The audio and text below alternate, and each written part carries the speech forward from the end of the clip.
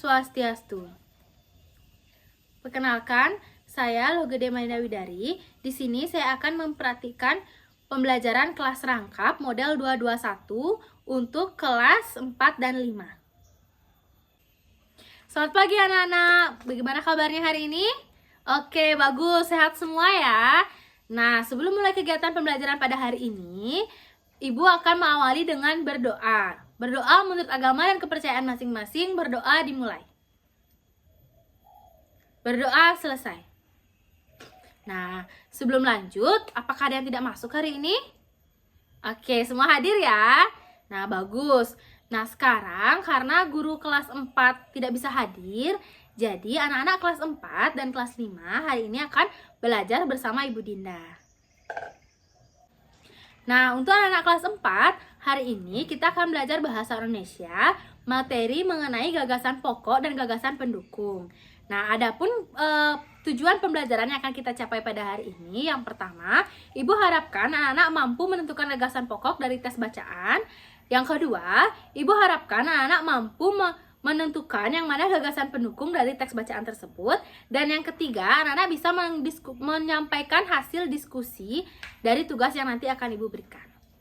Nah, untuk anak-anak kelas 5, hari ini kita akan belajar IPA, yaitu tentang alat gerak pada makhluk hidup. Nah, tujuan pembelajaran pada hari ini yaitu yang pertama, Ibu harapkan anak-anak mampu menjelaskan alat gerak pada manusia dan juga hewan. Yang kedua, Ibu harapkan anak-anak mampu mengidentifikasi fungsi dari alat gerak tersebut. Dan yang ketiga, Ibu harapkan anak-anak bisa menyampaikan hasil dari diskusi anak-anak bersama kelompok nantinya. Baik, sebelum lanjut, Ibu mau bertanya sedikit. Ada yang tahu apa itu gagasan pokok? Iya, gagasan pokok bisa juga dibilang sebagai gagasan utama atau yang sering terdapat di kalimat utama. Bagus. Lalu tentang alat gerak. Apakah anak kelas 5 pernah dengar alat gerak? Atau alat gerak apa yang ada di tubuh kalian? Iya, alat gerak itu bisa dibilang alat yang menggerakkan tubuh kita. Seperti contohnya apa? Ya, nanti kita pelajari lebih lanjut ya.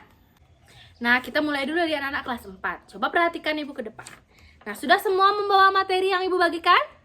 Iya, coba dilihat dulu sama-sama ya. Yang pertama, gagasan pokok. Apa itu? Ya, betul. Gagasan pokok adalah ide utama atau inti pembahasan dari sebuah paragraf.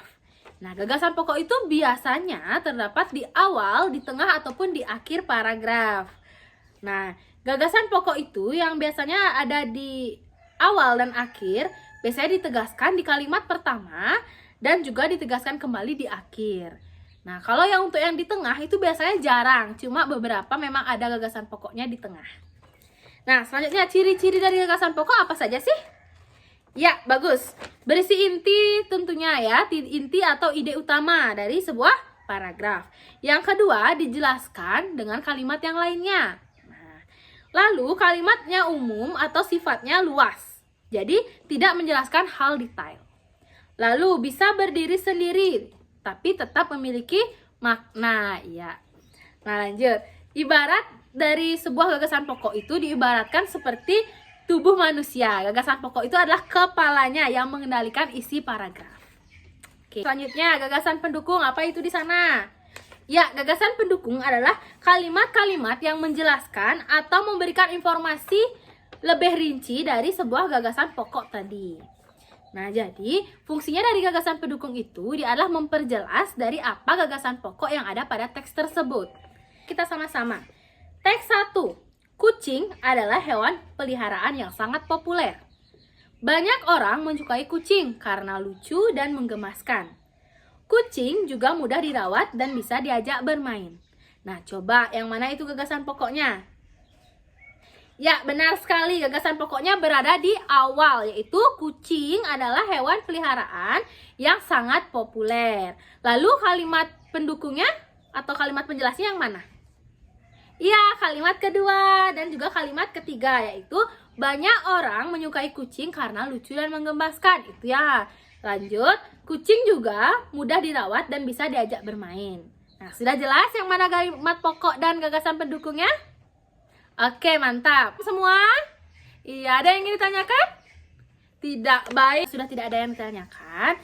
Sekarang, anak-anak membentuk kelompok yang terdiri dari 4-5 orang ya. Ya, boleh pilih sendiri kok. Ya.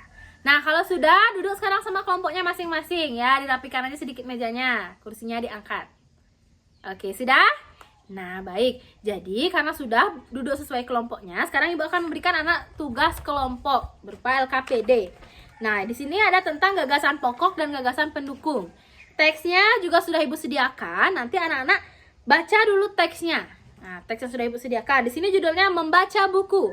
Nanti dibaca terlebih dahulu, lalu jawablah pertanyaan yang ada di bawahnya ini. Nah, anak-anak menentukan gagasan pokok. Terus anak-anak juga menuliskan gagasan pendukung dari teks tersebut, dari gagasan pokok yang tadi ya. Oke, silakan. Ini Ibu bagikan ke kelompok masing-masing. Nah, sudah semua kelompok mendapatkan? Ya, silakan dikerjakan dulu, jangan ribut. Ibu mau lanjut nih di kelas 5 ya. Jangan yang ribut. Kalau ada yang ingin bertanya, silakan angkat tangan atau cari Ibu ke depan. Untuk anak-anak kelas 5, coba perhatikan Ibu ke depan ya. Nah, hari ini kita akan belajar tentang alat gerak pada makhluk hidup, yaitu pada manusia dan juga pada hewan. Nah, alat gerak itu merupakan bagian penting dari tubuh yang memungkinkan makhluk hidup untuk bergerak. Alat gerak pada manusia dan hewan memiliki kesamaan dan juga perbedaan. Nah, kita lihat ke depan. Perhatikan lagi ya. Nah, alat gerak pada manusia memiliki sistem gerak yang kompleks yang memungkinkan mereka untuk melakukan berbagai aktivitas fisik. Bisa dilihat.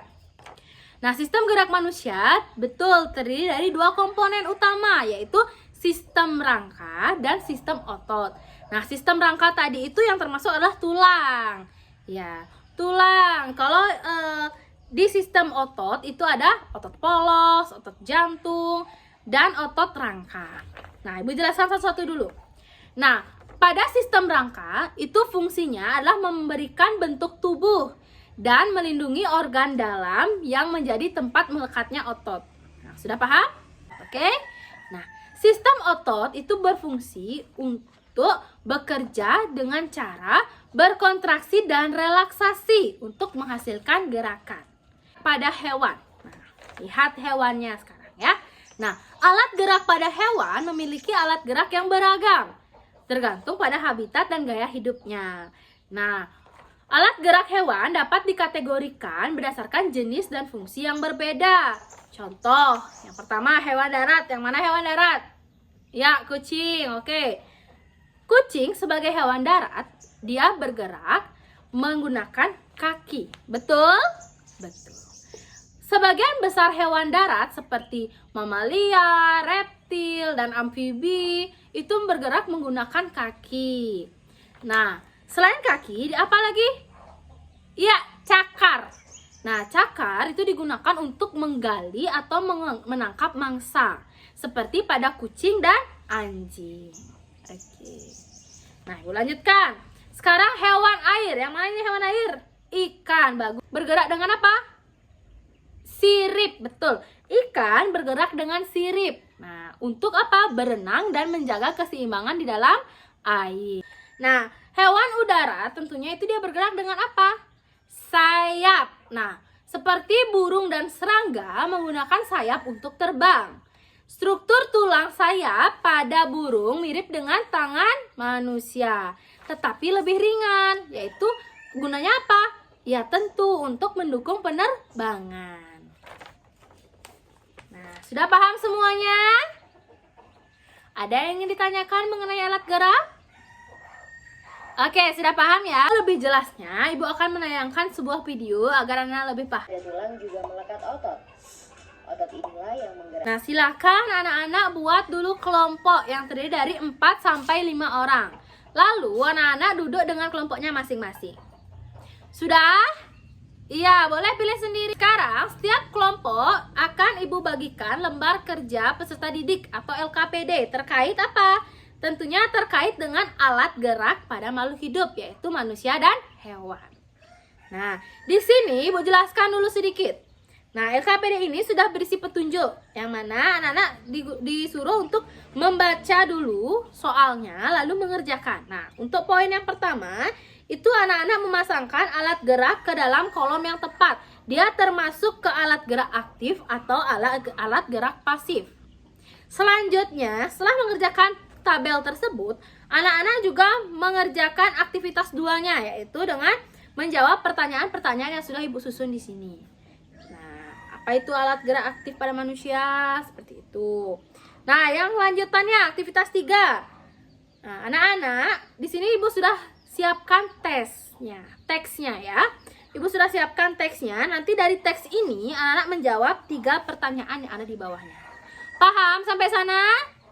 Oke, kalau sudah paham, Ibu akan bagikan ke setiap kelompok. Kerjakan dengan baik. Untuk lebih semangat, Ibu akan ajak anak-anak ice breaking dulu sebelum mempresentasikan hasil diskusi anak-anak. Oke, tepuk semangat. Semangat. Oke, tepuk tangan untuk kita semua. Ya, ternyata semua juga masih semangatnya oke. Wakilan dari kelompoknya, kelas 4 silakan maju ke depan untuk mempresentasikan hasil diskusinya. Ya, tepuk tangan untuk perwakilan kelas 4. Nah, sekarang giliran nih anak-anak kelas 5. Silakan perwakilannya presentasi ke depan. Oke. Ya, tepuk tangan untuk perwakilan kelas 5. Oke, silakan kembali ke tempat. Iya. Hasil dari diskusi kelompok anak-anak kelas 4 dan kelas 5 semuanya sudah bagus-bagus. Tepuk tangan dulu untuk kelas 4 dan kelas 5. Ya, semua sudah paham dan mempresentasikan hasilnya ke depan. Sekarang Ibu akan memberikan anak tes evaluasi. Nah, nanti di tes evaluasi ini dikerjakan oleh masing-masing anak. Tolong dibagikan ke teman-temannya tes evaluasinya ya. Ya. Selanjutnya anak kelas 4, ketua kelas, maju, bagikan ke teman-temannya. Tanya dulu, siapa di sini yang bisa menyimpulkan pembelajaran hari ini? Nah, dari kelas 4 dulu, siapa yang mau menyimpulkan? Sekali. Tepuk tangan dulu. Nah, jadi kalian kelas 4 hari ini belajar tentang gagasan pokok dan gagasan pendukung. Yang mana gagasan pokok adalah ide utama dalam sebuah paragraf. Sedangkan gagasan pendukung adalah gagasan atau kalimat yang digunakan untuk menjelaskan dan memperkuat gagasan pokok tadi. Ya, sudah paham anak-anak kelas 4? Oke, kalau sudah paham, boleh lanjutkan ke kelas 5-nya.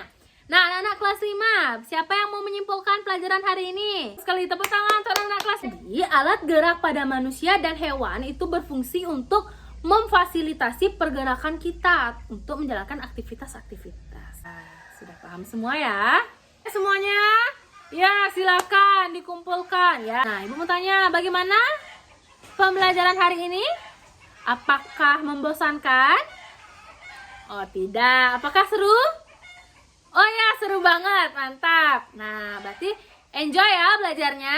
Nah, sekarang anak-anak akan Ibu kasih tugas rumah atau PR. Nah, gunanya untuk anak-anak melatih lagi pemahaman yang sudah kita pelajari tadi. Silakan untuk anak-anak kelas 4 buka buku halaman 45. Nah, di situ latihan asesmennya silakan dikerjakan. Pakai pensil saja dulu anak kelas 5. Ya, dibuka halaman berapa di situ? 35 ya? Nah, itu dikerjakan pakai pensil juga di LKS-nya langsung ya. Nanti kita pertemuan selanjutnya akan kita bahas bersama. Ada yang ingin ditanyakan terkait tugas rumahnya? Tidak? Ya, bagus. Nah, tadi awal pembelajaran kita awali dengan berdoa. Nah, sekarang Ibu juga akan akhiri dengan doa bersama. Sebelum mengakhiri kegiatan pembelajaran pada hari ini, berdoa menurut agama dan kepercayaan masing-masing, berdoa dimulai. Berdoa selesai. Oke, selamat siang anak-anak. Selamat melanjutkan kegiatan. Nah, jangan lupa dikerjakan PR-nya ya. Sampai ketemu di pertemuan selanjutnya. Bye.